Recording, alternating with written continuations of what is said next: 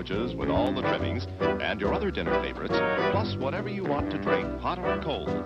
Come early before the show starts, or eat while you're being entertained, or at intermission time. So why fuss? Give your family a tasty dinner at this drive-in. Hey everybody, welcome back. Once again, I'm between projects at the moment, so just a short video for you this time. But here I am taking a look at the Leicester Drive-In Theater of Leicester, Massachusetts, which has sat nearly abandoned since 2020. I say nearly because although closed, it is still privately owned. That hasn't stopped the vandalism, though.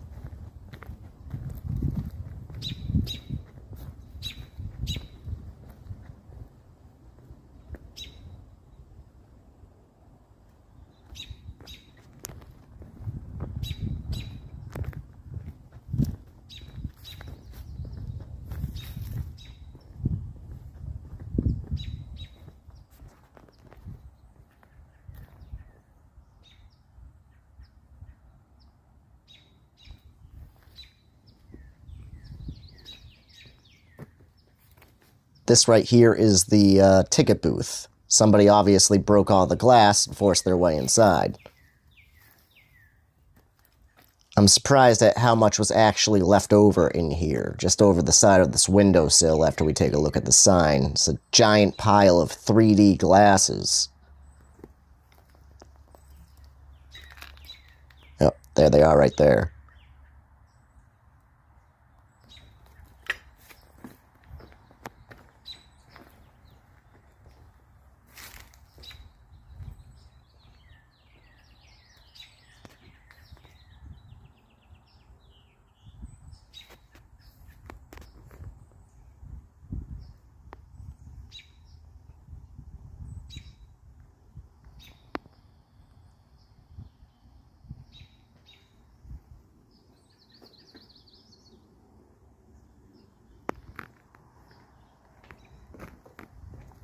So you're going to see in a second that this half of the ticket booth has an open door that I could potentially enter the building through, but as I've stated already, it's not actually truly abandoned.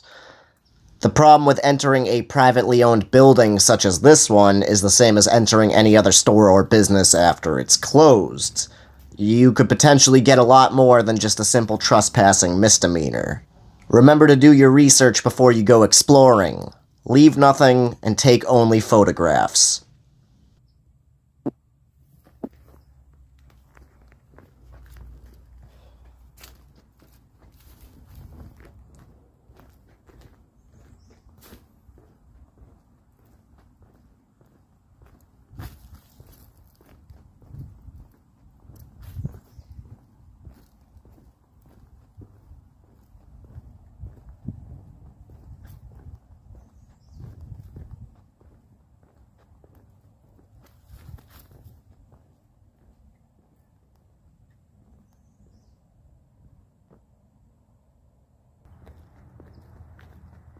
Opening July 29th, 1967, the Leicester Drive-In's first film to be featured was Double Trouble, which starred Elvis Presley, a film I've never seen, and was in operation for nearly half a century, adding 2 more screens over its lifetime, giving it the local nickname of the Triple Drive-In.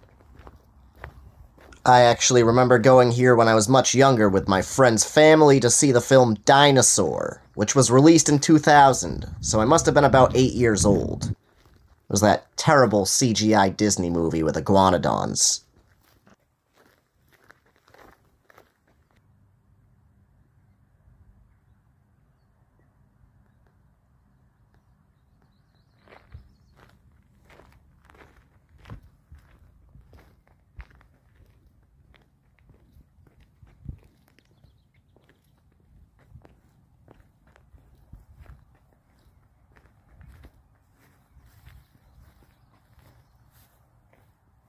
Just a random carriage with a crutch inside of it. But this building would be the projector room, which I did try to look through that window, but couldn't really see anything in there. Not too many full-on theaters left near me, and there's far less of these drive-ins, I'll tell you that much right now.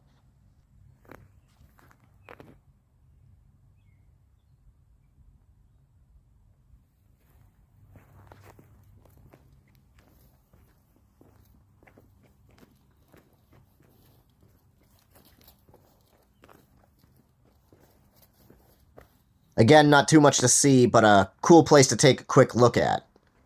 Just remember that if you come and visit this location, it's privately owned. It's not abandoned, so just keep that in mind. Okay, now we're on to some scouting with Steve near the power lines off of South Main Street in North Brookfield, Massachusetts. Got a couple of nice shots as we go. This is McCarthy right here. What do you mean? The access from McCarthy. Oh. That's definitely what that is. Like this road?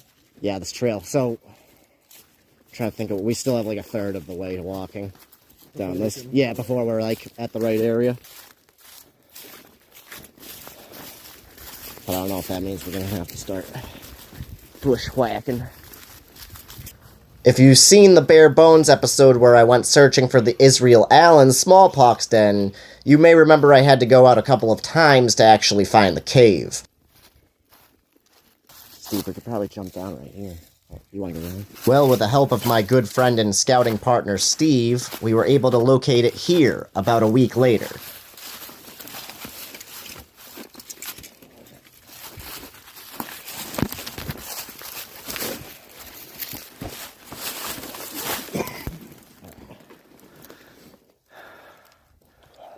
How do you want to do this?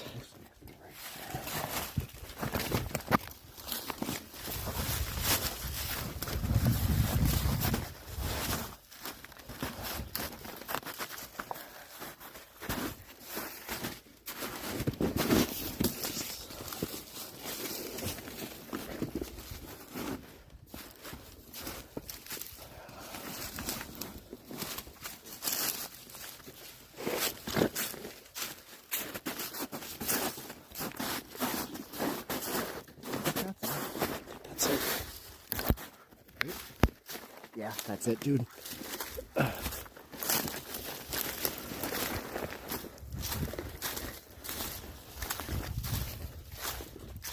We were both pretty surprised when we actually found the cave this easily, since we were going by an outdated map and rough directions based on information from the Historical Society.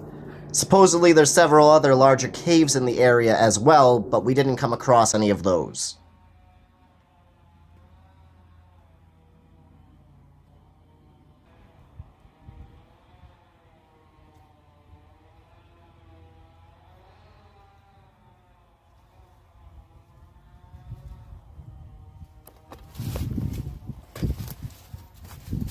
Okay.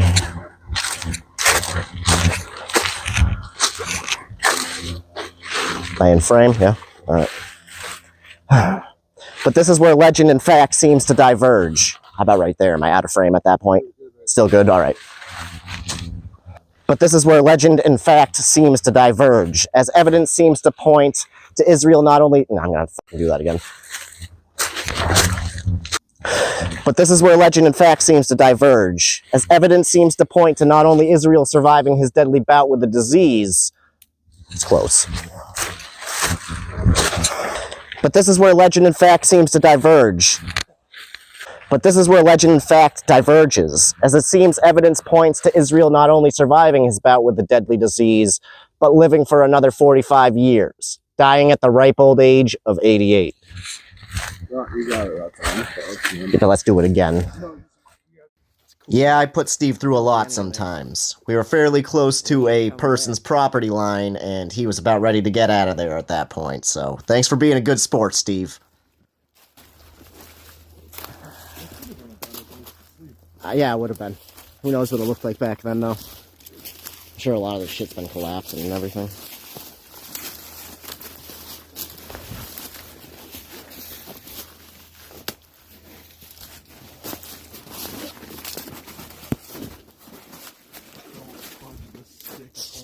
It's holding the whole cliff up.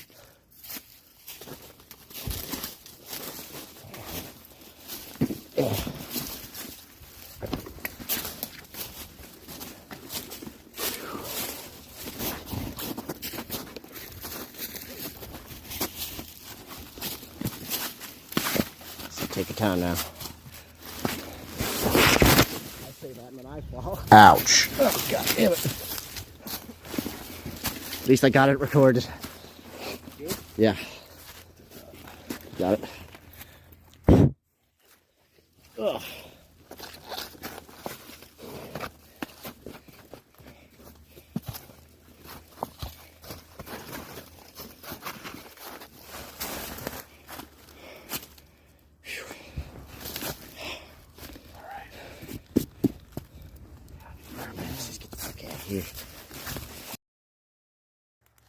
The last thing I wanted to share here, which is really interesting, is that a close friend of ours recently discovered there was an abandoned cemetery in the forest on their property, and wanted Steve and I to come take a look.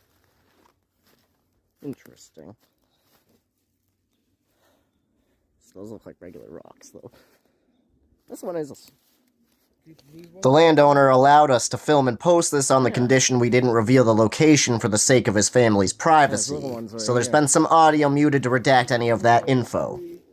Like right over here, over there. No shit. We do have permission to film more here in the future, so I plan to come back with some of the ghost equipment and take a look at that stuff. No, there's a few.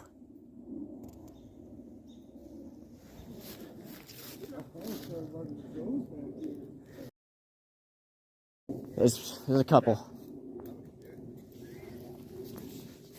But here's one that's over here, here, over there, and over by that tree. That one by that tree, this one over here. There's one big one over there. There's one that's over here. They are odd that there's like so many of the bigger ones too, actually. Quite a few of there's two right here at the head. I think you're right. Yeah, dude, I think you're right. Yeah, see there's ones over here too, James? This is, look at this. Yeah. Classic. Fucking classic. Not Native American, probably some early colonial shit, maybe. See that, too? That's fucking crazy. Definitely. Look at this. Does this not look like a sunken square? Sure does. There's some big ones over there too on this hilltop. See how it's a nice hilltop? There's the high ground. That might be a grave, brah. Yeah. I mean, like, look at the square. Yeah, that's what I'm saying, dude. It's an Indian burial ground. I don't think it's an Indian burial ground. I think it is a graveyard. Steve keeps joking about it being an ancient Indian burial ground, but it is in fact an older New England colonial cemetery. There's not even any inscriptions on any of the stones, but definitely early 1700s, I can give you that much info. I see a couple things back there.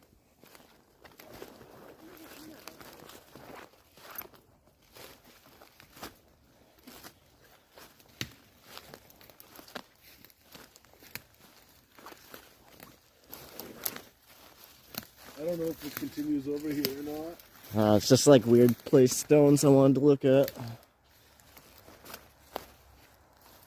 Thought I saw something down that way, but I wasn't sure. Might be it.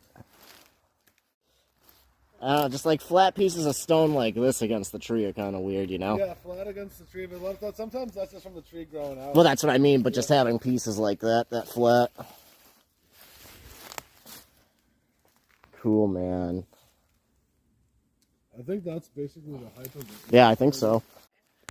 Okay, everybody, that's gonna be a wrap for this one.